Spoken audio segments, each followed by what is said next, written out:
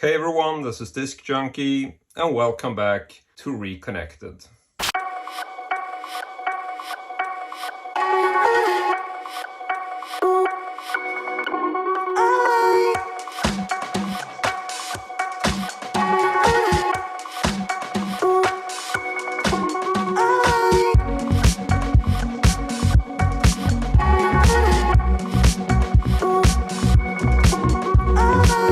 And so this is the show where we try to reconnect with the past by literally reconnecting some of that obsolete technology that I have in my collection.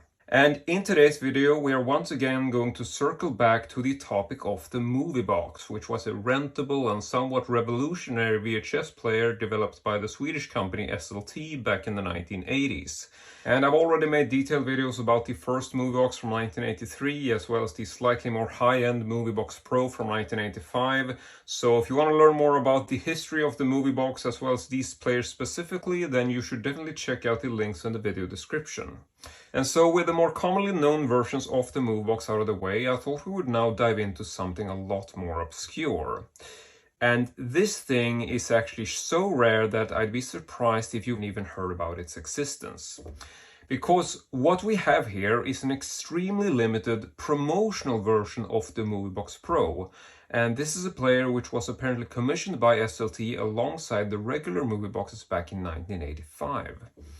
And we're going to get back to just how limited this is, as well as the full story of how this came to be in my possession. But before anything else, I thought we would just take a quick look at what we're actually dealing with. And so when it comes to the external carrying case, this is exactly the same as it would be on any regular Moviebox Pro. Meaning that you still have your partial hinge function, which allows for the top lid to be easily removable when you don't need it. And it also comes with your typical instruction label on the inside. So this is literally exactly the same type of case as you will see on your regular Moviebox Pro. However, if we turn our attention to the player itself, you will obviously notice how this thing has a very unique looking top cover, which is entirely made from acrylic plastic. And so if we were to compare this to a regular Moviebox Pro, you will essentially just be looking at this generic gray top cover. And so while the top cover is the most notable change between the two players, I would also like to underline that this promotional version doesn't actually have an anti-theft system, which was a key feature of the Moviebox Pro that you could actually rent at the video store. And we're going to take a detailed look at all the changes I've been able to find between these two players, but before that I just have to tell you the full story of how I actually came to acquire this thing.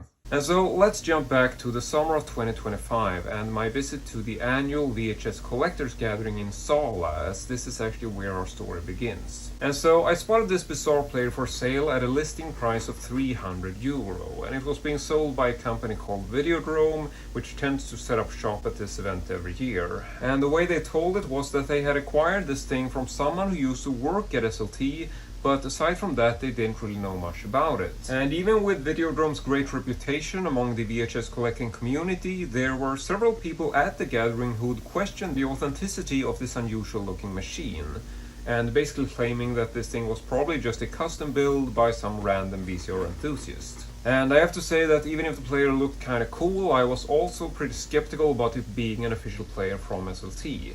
And so on account of the lack of info and the generally high price tag, I ultimately decided to give it a pass. But then as I was editing my annual video from the event, I was reminded about this player once again, and suddenly I started questioning if this thing had actually been a missed opportunity. And so I reached out to Videodrome again, and as luck would have it, the player hadn't actually gotten sold at the event, and I was now able to acquire it at a reduced price of €200, which I thought was a pretty good deal, even if the player would turn out to be a custom job.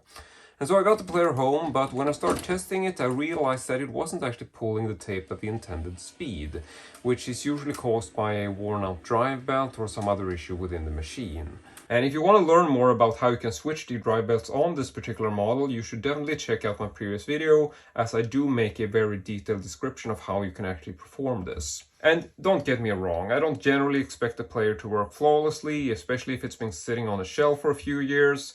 But in this case, the seller had specifically commented that he had gotten this player service prior to going to the convention, so everything should be working perfectly. And so now I was a bit bummed out about buying a less than functional player which may or may not be a custom job for €200. And so I contacted Videodrome again and they apologized for the whole thing, and we ultimately decided that they could drop the price down to €100 or offer me a full refund in case I deliver the player back to them. And so I decided to take the offer of €100 and then I started working on trying to repair this player. But despite swapping the main drive belt, it would seem that the player still had issues, and I eventually just paused the project and figured that this was at least a really cool looking player, even though it wasn't completely operational. But then I got curious about trying to find out the truth of what this player actually was, and I suddenly remembered this guy called Christer Andersson, who used to work as a high-ranking manager at Esselte back in the 80s, and he had actually attended an interview at the VHS Collectors Gathering back in 2017. And I'll leave a link for this interview in the description in case you want to check it out. And so I reached out to Ronny, who organizes this event every year, and asked if he could put me in touch with Christer to talk about this bizarre player. But when I got in touch with Christer, it would seem that he didn't actually remember this thing, but he did tell me that I should probably check in with a guy named Bo Blåeldh. And Bo Blåeldh was apparently the product manager at SLT during the Moviebox era, and essentially the guy in charge of developing this concept on a product level. And so this felt like a very promising lead, but Christer hadn't really talked to Bo in years, and he didn't really know how to reach him. And so I tried to find Bo through social media, but he didn't appear very active on Facebook, and his phone number also appeared to be unlisted in most of the common search engines. But after some extensive Googling, I found a listing for a now defunct company that seemed to have Bo listed as a co-owner. And as part of the company details, there was actually a single listing for an anonymous cell phone number. And so I wasn't really sure if this was actually Bo's number, but I figured that it might be worth a shot. And lo and behold, after a few rings, I'm suddenly on the phone with the man himself. And so I'll launch into this monologue about how I found this player with the acrylic cover and how I reached out to Christer, who told me that I should talk to Bo. And, well, does he have any clue as to what the hell I'm talking about? And from what I recall, there's like a slight pause in the conversation, and then he says something like, well, you've actually found something really special here, because we only made 10 of these players. And it's like, what the fuck just happened? And then he goes on to say that this was a limited design that they commissioned back in 1985 alongside the regular Moviebox Pro units. And it was basically just intended as a fun giveaway, and we actually had quite a lengthy conversation about it, and I really wished that I had had the foresight to actually record this conversation, because we basically spoke about his entire career, and the topic just ranged from the work with the movie boxes to a whole bunch of other interesting topics. But we did eventually have a second call, which I did actually decide to record. And I'm gonna go ahead and play you a short snippet from this call, because he did actually have one more interesting anecdote about the Promotional Moviebox Pro units. Ja, nej, men du ska ha jättetack. Det är otroligt mycket värt att kunna få lite förstahandsfakta, om man säger så. Som sagt, den här spelaren med plexiglas i 10 exemplar, det är fortfarande golvad när jag inser vad det är jag har snubblat över, får man verkligen säga. Ja, de flesta tror jag är borta, så det finns nog inte många, kanske 3-4 stycken. Ja, det är, om man tittar på det nu, som sagt, alla var ju ingen som trodde att det där var någonting äkta. Vi pratade med folk där på den här VHS-träffen där jag hittade den, då var ju alla tyckte att det där är ju något hemmabygge. Det där är ju ingenting som Esselte har gjort liksom. Men otroligt verkligen. Men det var Esselte-chefer, va, sa du, som fick dem där? Eller liksom... Ja. Alltså sådana prominenta människor, ofta några chefer och kanske någon högre... Nej, chefer var det som fick dem där. Men folk inom SLT då? Det var inte någonting som ni liksom gav till? Jag ska låta det vara osagt. Okay. Branschfolk eventuellt, om vi säger så. Ja, det skulle kunna vara någon skådespelare eller något som har fått någon sån där någon gång. Jag vet, kungen och drottningen de skrev till mig faktiskt och frågade om de kunde få låna en moviebox när de skulle åka på semester till Öland.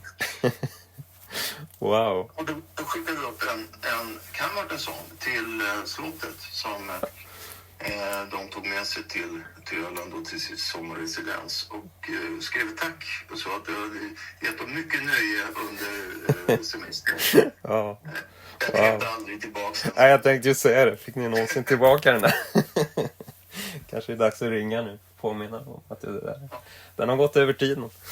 Ja, men bra Oskar. Jättebra. Tack så jättemycket. Du får ha en god fortsättning. Ha det bra.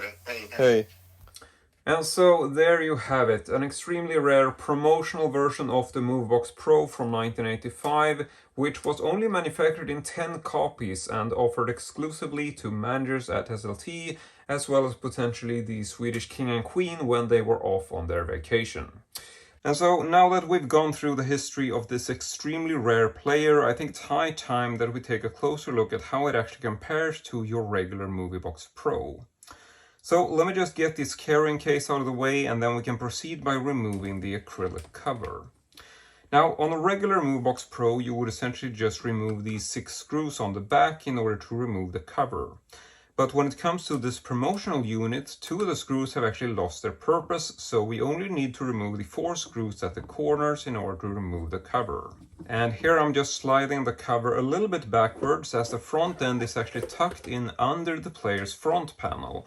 And this is a design feature which was also present on the original Moviebox Pro. And while we have the original Moviebox Pro on display, you may also notice this metallic plate, which is not present on my promotional unit.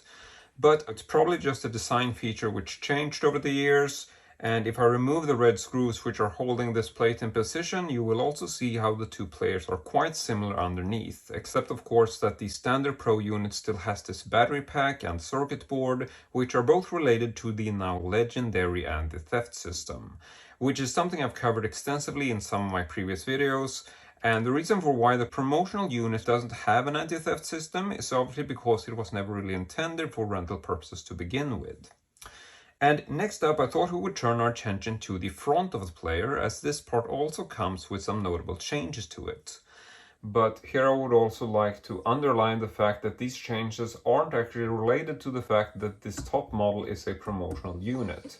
Instead, the changes that we are about to go through is essentially related to the fact that this promotional unit was manufactured back in 1985 alongside the original Moviebox Pro models, whereas the standard Moviebox Pro model on the bottom was essentially manufactured many years later as part of a much later batch. And so if you were to compare a non-promotional Moviebox from 1985 with this standard version from a secondary batch, you would essentially be looking at the exact same differences. But with all that said, let's just dig into looking at what has actually changed over the years. And so one of the first things you'll notice is that the 1985 version is essentially made from a much darker plastic. But in regards to the transparency of the little loading hatch, this is essentially identical on both versions. I know it comes off a bit different in this video, but that's just because the promotional version has the acrylic cover on it, which essentially lets the light through and allows you to see a lot more through the loading hatch of the 1985 version. And if we turn our attention to the buttons, there has also been quite a few changes, even though you might not originally pick up on it. And one of the more notable design changes is that they have added a HQ and high quality logo down here, and this is essentially means that they have to move the tracking text underneath the tracking button because it won't really fit where it was originally placed on the 1985 model. And if we move over to the slow advance button, you'll see that this doesn't actually have an icon back in 1985, and then on the later air releases the text has also changed, so now it says slow, whereas on the original model it said slow ADV. And next up we get to the color changes of the play, stop and eject buttons. Now, I'm not 100% sure if this is color changes that have happened because they have changed the manufacturing process, but I would assume that that's what we're talking about because it doesn't really look like this is a faded version of the bottom model. I mean, granted, this is from 1985, so it's older, so it might have gotten more faded, but I mean, the green color is really bright on this, so I don't think that the gray or blue buttons would have faded individually. So my best guess is that this is essentially printed in a different color in comparison to the later batch. Now, one of the buttons that definitely has changed over the years, even though it might not come off on this video, is actually the VTR button. And I know this probably won't show, but this top model from 1985 is actually presenting this button in a chrome plastic. So this is entirely a reflective surface, whereas on the bottom model, this is actually presented in a flat gray. So a very notable difference when you see these in real life. But aside from these changes, I will say that both of these front panels retain exactly the same functionality. And so with that, I would say that I am pretty much done with my review slash unboxing of this amazing Promotional Moviebox Pro unit from 1985. And so there's not much else to do except to actually test out the tape mechanism. Now I know that I showed you this previously, essentially demonstrating how the tape isn't really pulling the way it should, but even so it wouldn't really be a good review if I didn't demonstrate this a bit further. So I'm just going to pop this tape in, we're going to push play just to see the beauty of this machine actually operating through the acrylic case. And I mean, if you just look at this thing, I don't understand how you're not really going to appreciate the design of having a cover like this. I mean, even with the tape functionality being a bit so-and-so on this machine, I just think that this is an absolutely gorgeous way to play a tape. And I couldn't be happier that I eventually found this and was able to do all the work and track it down. It's just been an absolutely amazing journey. And so I would also like to take a moment just before we end, essentially stopping this tape, and just saying thank you to everyone who helped me on my way. Because, I mean, this wouldn't have happened if it wasn't for the fact that I was able to, reach out to Ronny, who's put me on to Christer, who put me on to Bo. And there's just been a whole bunch of people who have helped me on my way. I want to say thank you to Videodrome, who sold me this. And I want to say thank you to Lars at Boa Video, who essentially helped me with delivering this thing, which was also a really important part. And generally, just a whole bunch of people doing a whole bunch of good things. I want to say thank you to Jerk, who provided me with some footage from the Christer Andersson interview. And yeah, maybe I'm missing some people in this little speech, but I will also add a thank you credits at the end. So that's it. Thank you so much for watching. And as usual, hope to see you all next time.